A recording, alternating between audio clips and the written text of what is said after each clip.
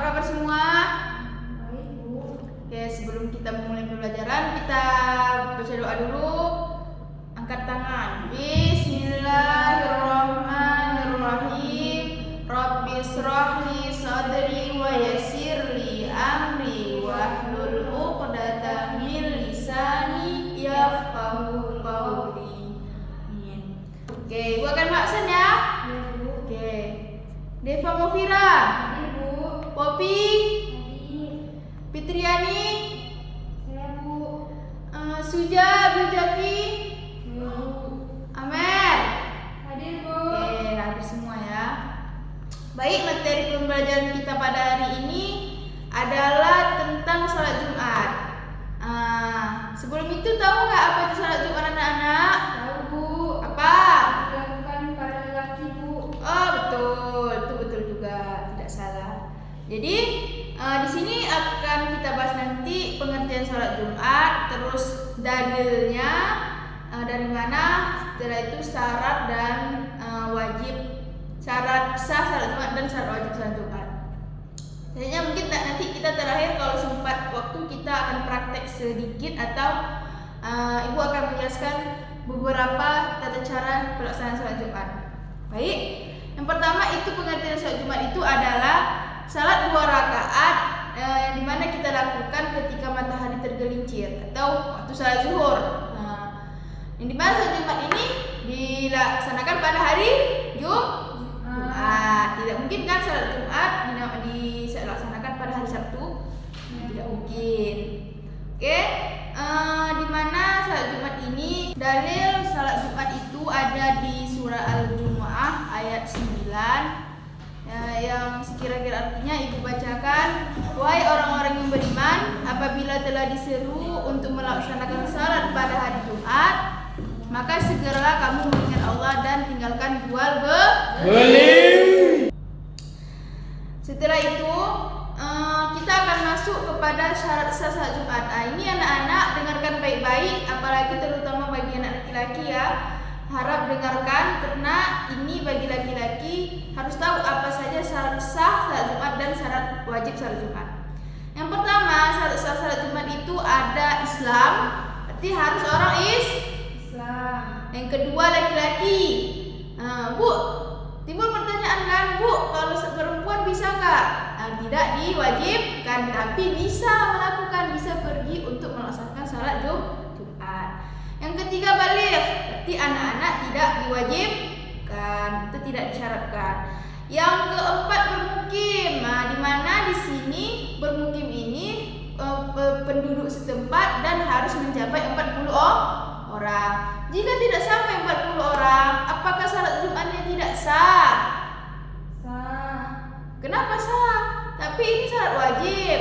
Maka kalau tidak sampai 40 orang, maka salatnya tidak sah. Setelah itu harus merdeka, bukan budak. Untuk zaman sekarang itu udah hampir semua merdeka kan, dan tidak ada kemungkinan budak itu sudah tidak ada lagi di bumi ini. Selanjutnya ada kesehatan, berarti kalau orang yang sakit maka tidak diwajibkan untuk salat Jumat. Yang terakhir itu berakal, berarti orang gila tidak juga diwajibkan untuk salat Jumat. Oke, selanjutnya masuk kita kepada syarat wajib salat Jumat. Di mana syarat wajib ini berkaitan dengan syarat sah. Di sini syarat wajibnya ada 3. Yang pertama ada Islam, baligh dan berakal. Berarti kalau sudah ada pada diri kita syarat sah salat Jumat, maka syarat wajib ini itu sudah terpenuhi. Oke, di sini Ibu akan membuat praktek atau Ibu akan menjelaskan dulu lebih biar kalian mudah paham, memahami tata cara pelaksanaan salat Jumat. Di mana kita sudah tahu kan salat Jumat itu dilaksanakan pada hari Jumat. Yang di mana kita disunahkan sebelum berangkat atau sebelum melaksanakan salat Jumat itu mandi sunnah Jumat, memakai wangi-wangian dan seterusnya. Banyak lagi sunnah-sunnah sebelum salat Jumat itu. Jadi tata tata cara pertama salat Jumat itu ini pertama azan yang pertama itu untuk memperingatkan untuk bersiap-siap peringatan untuk salat Jumat.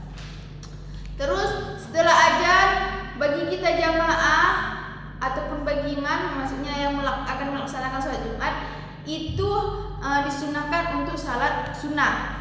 Salat sunnah di sini bebas, mau salat sunnah qabliyah, salat sunnah tahiyatul masjid, bebas, atau salat qada bisa juga.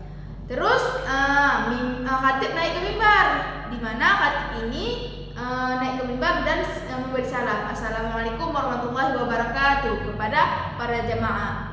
Yang kedua, azan yang kedua, di mana saat khatib naik mimbar maka azan kedua dikumandangkan.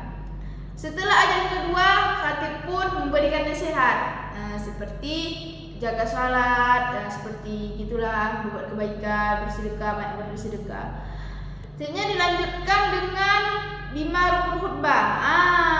Disinilah syarat 2 khutbah itu, dimana syarat khutbah itu yang pertama khatib membaca pujian kepada Allah seperti alhamdulillahirabbil alamin.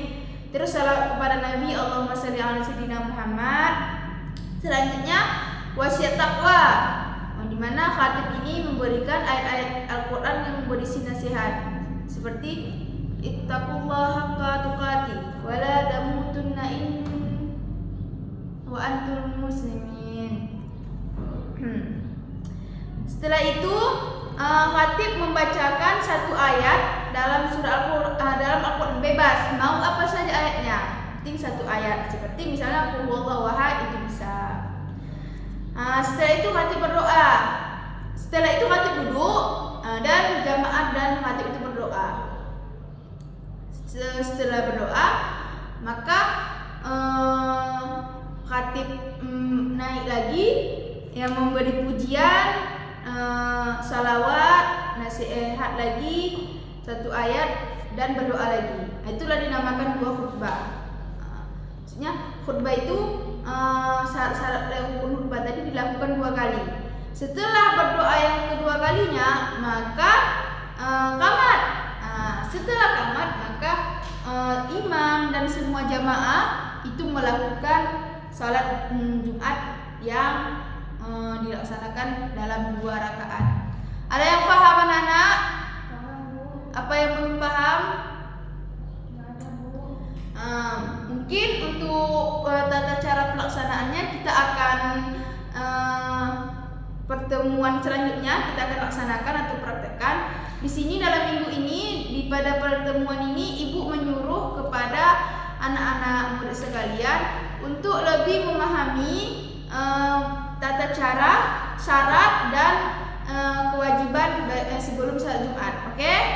Untuk minggu depan kita akan praktek dalam pelaksanaan salat Jumat. Ini terutama bagi laki-laki ya, harus tahu. Karena laki-laki itu wajib melaksanakan salat Jumat. Oke?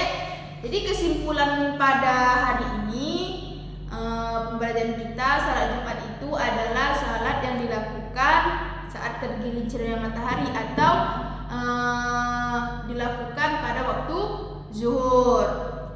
Setelah itu syarat-syaratnya itu ada Islam, baligh, bermukim, harus merdeka, harus sehat dan berakal. Oke, jangan lupa untuk minggu depan kita akan praktek. Mungkin ini aja yang dapat ibu sampaikan. Kita tutup dengan pembacaan doa ya. Bismillahirrahmanirrahim. Subhanakallahumma wa bihamdika asyhadu an la ilaha illa anta astaghfiruka wa atubu ilaik. Cukup sekian. Assalamualaikum